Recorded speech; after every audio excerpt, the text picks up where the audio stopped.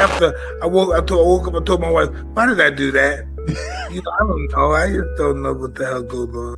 I remember one thing, I had a very hard moment in that part of my life, but I assure you in that age, I could have put that clown in the first round, but I sold my soul, and I'm ashamed of it. Is it true that you made $170 million from this fight? I made a lot of money, the most money I've made ever. 60 million households, Jake. 250 million people. Well, that is so... It's all downhill from here. No, for sure. I peaked. How do you think the Jake Paul-Anthony Joshua fight plays out? I don't know. I want to make sure. I believe it once I see him in the ring. If Paul starts his boxing career earlier, could Jake Paul have been a champion? All right. It's like the ending was already decided before the story even began. Anthony Joshua didn't just knock out Jake Paul. He shattered an illusion and silently forced Mike Tyson to confront the fact that he chose money over mayhem. Now boxing feels manufactured in a way that may be impossible to repair. It almost doesn't seem real.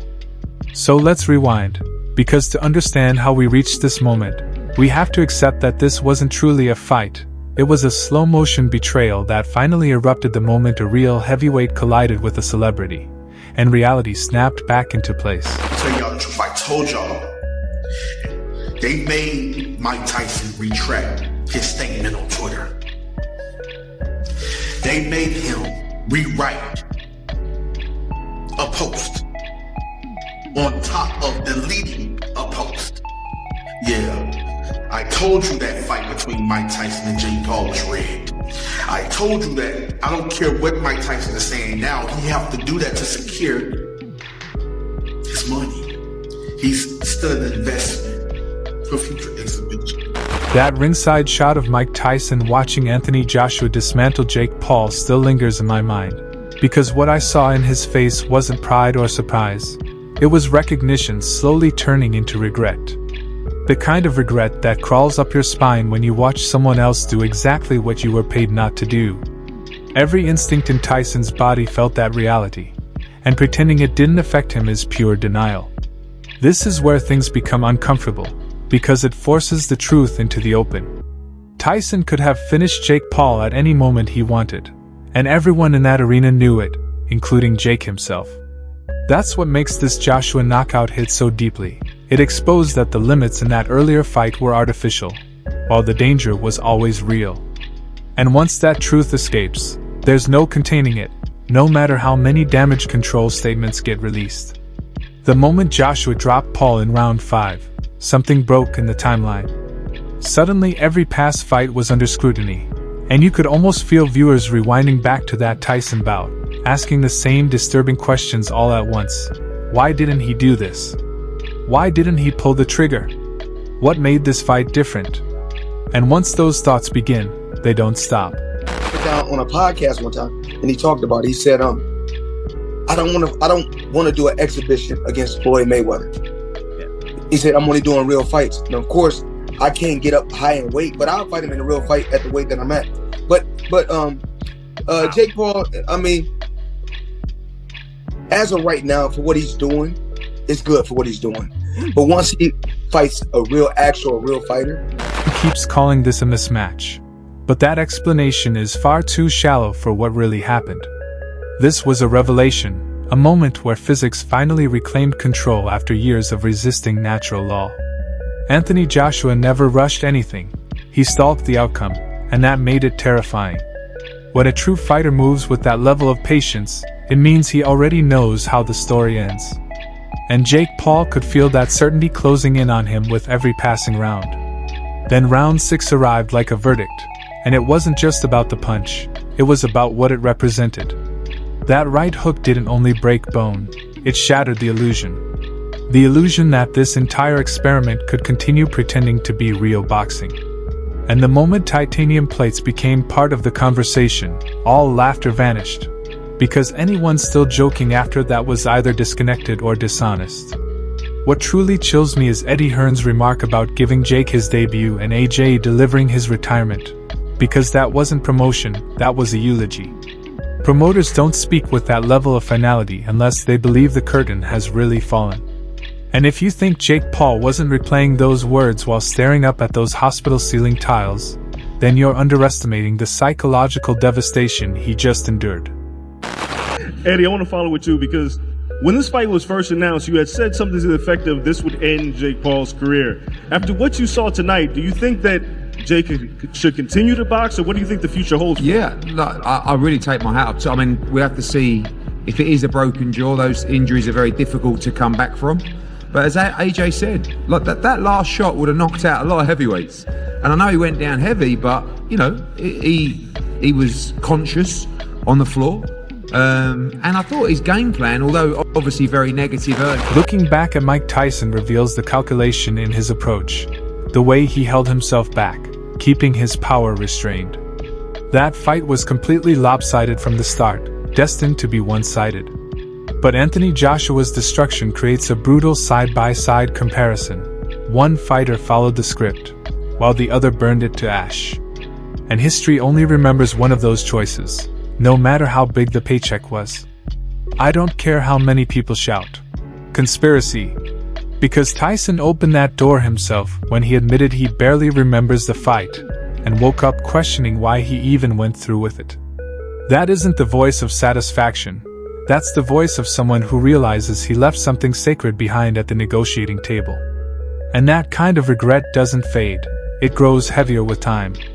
Let me be absolutely clear, Joshua didn't need post-fight interviews, because his performance spoke louder than any words, and his silence confirmed everything. When silence becomes the loudest presence in the room, it means the truth is too obvious to spin.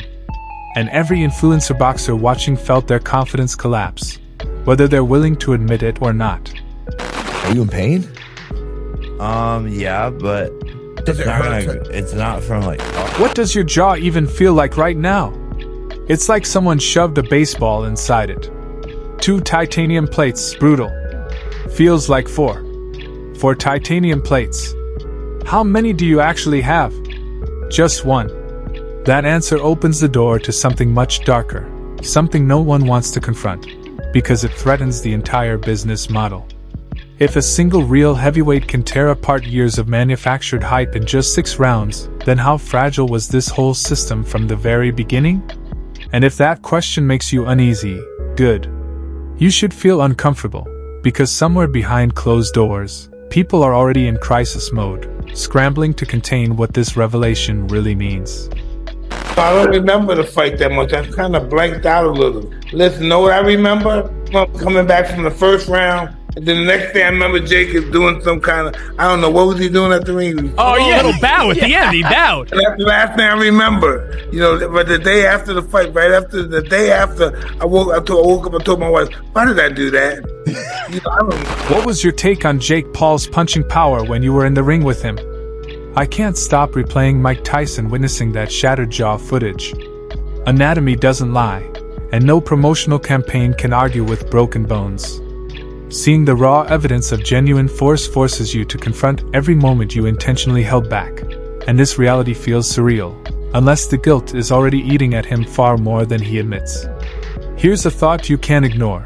If Tyson is now publicly admitting that financial incentives influenced his actions, how many other contests are about to face intense scrutiny? Once trust erodes, it spreads like wildfire, and boxing has always relied on that trust. Right now, it's bleeding. What also sticks with me is Anthony Joshua's composure throughout all of this. Calm fighters are the deadliest and the most honest, and his serenity felt less like ego and more like a calculated course correction. And course corrections don't stop at one target, they ripple outward. So ask yourself, who's feeling exposed next?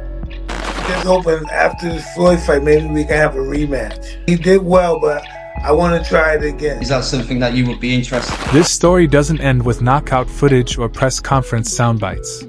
The silence afterward feels deliberate. When things go this quiet so abruptly, it usually signals contracts being renegotiated and narratives being controlled. I'm not buying it, not even slightly, because this scenario is still unfolding, and something more sinister is on the horizon. When it surfaces, this knockout will look like just the opening warning. What keeps repeating in my mind is how predictable all of this feels in retrospect, like the sport itself finally ran out of tolerance for pretense and snapped back to reality. For years, the line between entertainment and authentic competition was stretched so thin it was practically begging to break. And Anthony Joshua just happened to be in position when it finally did. I keep thinking about how confidence can quietly turn into arrogance without anyone noticing, and that's exactly what destroyed this entire venture. Not ambition, not money, but the belief that reality could be negotiated if you just amplified your voice and built a massive following. There's something deeply unsettling about watching a storyline collapse in real time because it reveals how much fan engagement relies on trust. Once that trust fractures, every past moment comes under scrutiny, which celebrations were genuine, and which were carefully engineered with cushioned edges to protect predetermined outcomes. Joshua didn't simply win a fight, he reintroduced accountability. And that's the part people haven't fully grasped yet. Accountability doesn't go viral, but it lingers, weighing on fighters long after cameras are off and social media buzz dies. The contrast between preparation and promotion is stark. One unfolds in silence, the other thrives on noise. And when they inevitably clash, silence always prevails, not dramatically, not loudly, but definitively, like gravity reminding you it was never impressed by marketing. What's truly troubling is how normalized it became to treat real fighters as story devices instead of humans carrying decades of skill and accumulated damage. Reduce them to narrative props, and you forget they can end your night with one calculated choice. Even legends aren't immune. Mike Tyson himself can get swept up in the spectacle and the pull of money, showing just how dominant the machinery has become, and how hard it is to escape once you're inside it. Witnessing a moment that reshuffles the emotional hierarchy of an entire sport, where the loudest voices fall silent and the quiet professionals maintain their credibility, is exceptional. Every replay of that knockout grows heavier, not because of the impact itself, but because of its symbolism. A line drawn, a reminder that experience isn't just time served, but punishment endured and wisdom earned through suffering. There's irony in how the pursuit of legitimacy accelerated the collapse of illusion. Genuine competition eventually enforces itself, and it doesn't care about branding, PR, or timing. I keep wondering how many fighters watched that destruction unfold and felt conflicting emotions, relief that their sport defended itself, and terror that the same scrutiny could target them if they miscalculated the line between confidence and arrogance. The aftermath matters more than the fight itself. It determines career paths, managerial strategies, matchmaking philosophies, and how fans recalibrate what promises they believe. Patience is another lesson here. Joshua never rushed to prove anything. He waited for the moment that was inevitable, and that patience only comes after years of learning the cost of impatience. His precision, never malicious or chaotic, makes the dismantling even more devastating, leaving no one to blame but oneself. The sport needed this moment, even if it resisted it. Without regular reality checks, boxing risks drifting into hollow performance art. And performance art without real stakes eventually feels empty, no matter the production value. A silent reckoning is unfolding now, not just for one fighter, but for the entire philosophy of fight promotion. Audiences may still crave spectacle, but they've been reminded how much they value authenticity when it finally appears.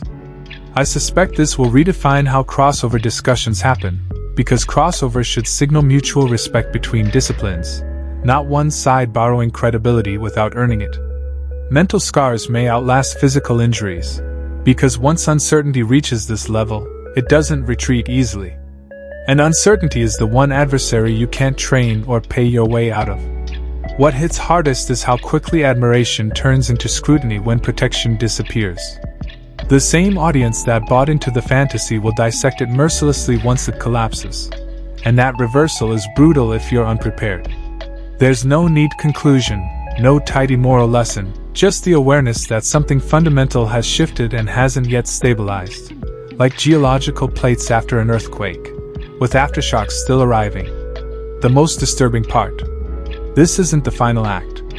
Once the sport exposes a weakness this clearly, the next rupture could be even more explosive, chaotic, and far less forgiving than what we've just witnessed.